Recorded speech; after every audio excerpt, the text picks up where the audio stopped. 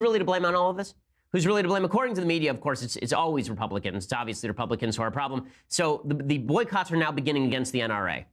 So even though we've learned in the past 48 hours that the authorities failed on every single possible level multiple times, who's getting blamed? The NRA. So a bunch of folks on the left are now going to people who have business deals with the NRA and urging them to cut off the business deals. So Enterprise Rent-A-Car announced today that they would end the discount that they have for NRA members, which is a business deal.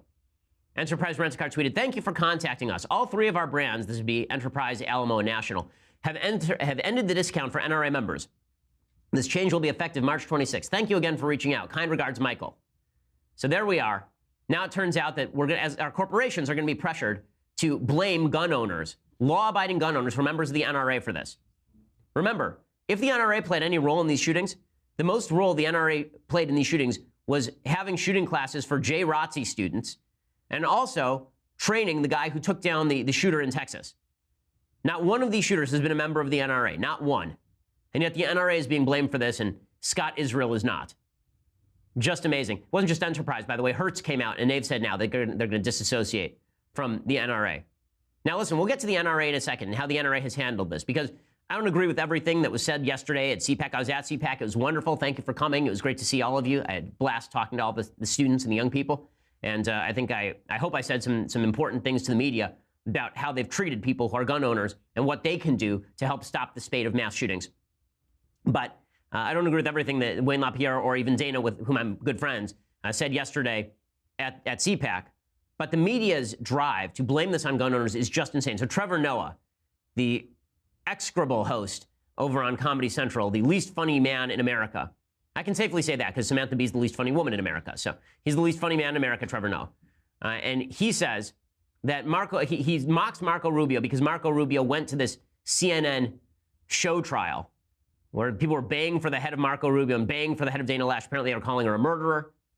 And Trevor Noah rips into Marco Rubio. That was a really powerful moment. And now, thanks to that father, we all know what Marco Rubio's face looks like when he's crapping his pants. He looked like a dad trying to explain to his son why he cheated on his mom. He was like, you see, Cameron, sometimes a politician has needs, and when the NRA opens their wallet, it's so hard to resist. You know what this reminded me of? It reminded me of the reaction a lot of men had to the Me Too movement. You know, when people were like, if we carry on like this, we're going to live in a world where men can't even hit on their female staff? Huh? Oh, that is what we want? Okay. Okay, fair enough. I misunderstood. Okay, so this idea that Rubio is, of course, the bad guy here. I'll be interested to hear what Trevor Noah has to say about the law enforcement officers. Already, you're seeing the spin starting from the left. That what this really demonstrates is that a good guy with a gun can't stop a bad guy with a gun.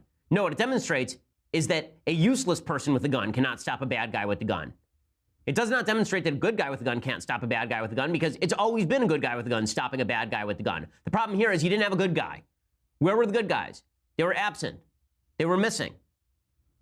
And the media treatment here is so egregious. It's so egregious. And again, they just keep hosting these students to go on there. And the ones who they keep hosting are, of course, the ones who are the biggest advocates for gun control. There was one Parkland student who was, he was, this is the one of Zeif, actually, the next clip, where he was talking about Trump and suggesting, of course, that Trump listens to people like the NRA who are putting blood money in his pocket. I wonder how Samuel Zeif's parents voted for county sheriff in Broward County, actually. But here's Samuel Zeif blaming Trump for the NRA giving him money or some such. Everyone saw on his note card, it said, "I hear you." And I think he did hear us, but he wasn't listening to us, mainly because he only listens to people putting money in his pocket. In this case, blood money, my friend's blood, a lot of my classmates' blood, and I don't think we're going to get far with him right now. The NRA does not have blood on its hands. To use this kind of language, as I said yesterday at CPAC, is despicable and vile. And I don't care if you have suffered in terms of whether it makes that statement moral or not. I care if you've suffered in terms of your suffering. I feel terrible for anybody who suffered, had to go through this. But again, as I said yesterday, it does not make what you are saying moral. It is not moral. Okay, it is not moral to blame people who are not responsible for bad actions for bad actions. That is an immoral act. It's an immoral thing.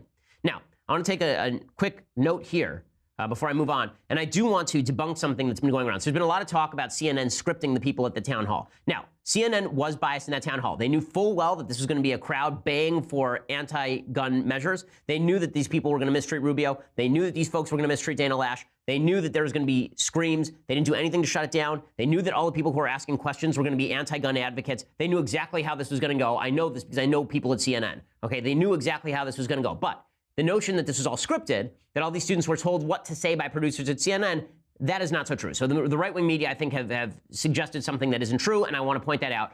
What probably happened is that these students were asked to boil down their questions into little pieces of paper that they could read. Now, is there a bias to that?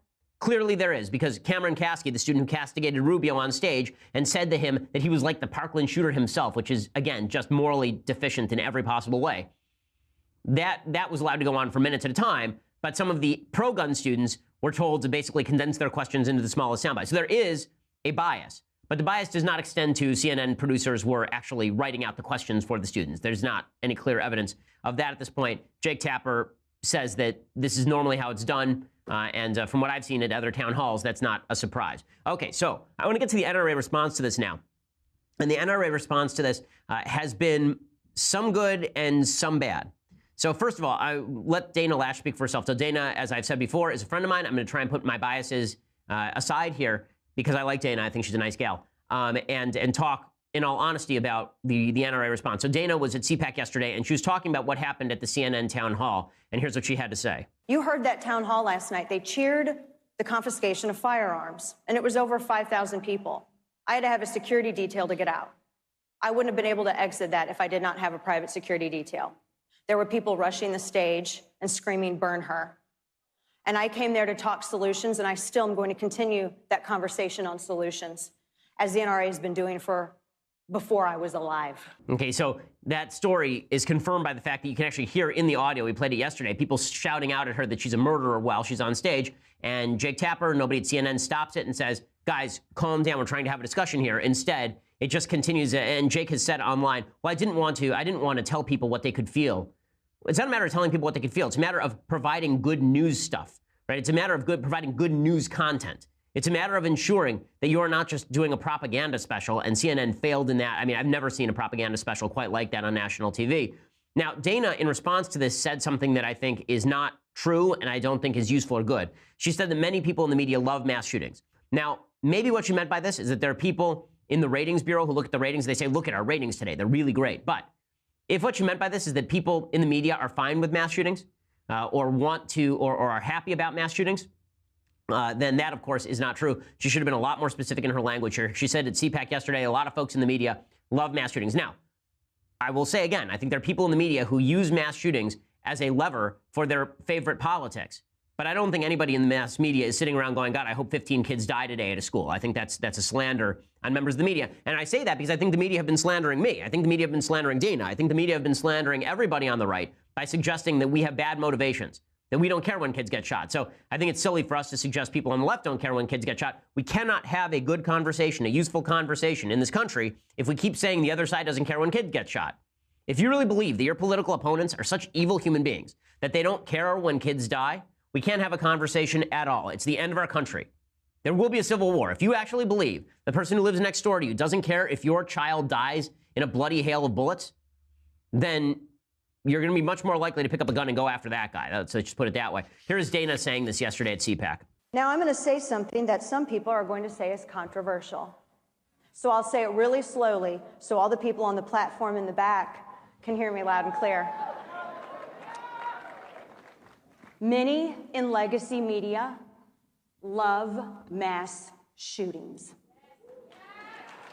You guys love it.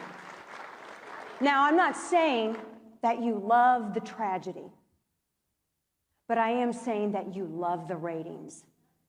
Crying white mothers are ratings gold to you and many in the legacy media in the back. Okay, but the suggestion here is that they care more about their ratings than they do about the dead kids. I don't think that's right.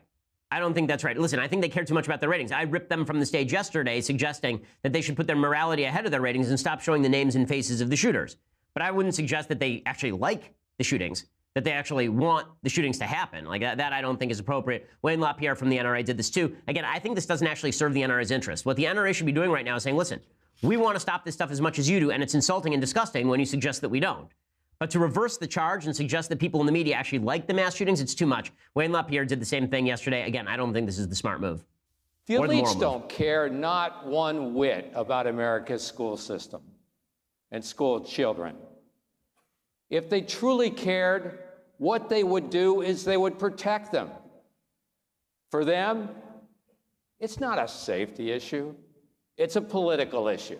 Okay, so again, this is a mistake. It's a tactical mistake. It's a moral mistake. And you're getting it from the other side. So now you have both sides screaming at each other that they're the worst people on earth. Keith Ellison, of course, comes out and he says that Wayne LaPierre has blood on his hands. This is the shtick that the entire Democratic Party has fallen into. He doesn't want to talk about the fact that since the assault weapons ban lapsed in 2004, we've seen a 239% increase in gun-related deaths. He doesn't want to talk about the blood that is spilled all over his hands because of the lax policies that he's pushing. He wants to make people afraid, and he wants to tell people lies and distortions rather than deal with the fact that he is essentially trafficking in fear in order to line the pockets of his clients in the gun manufacturing This stuff is industry. just gross. It's just gross, and it's not worthwhile. It doesn't do credit to the NRA. It doesn't do credit to the NRA's opponents.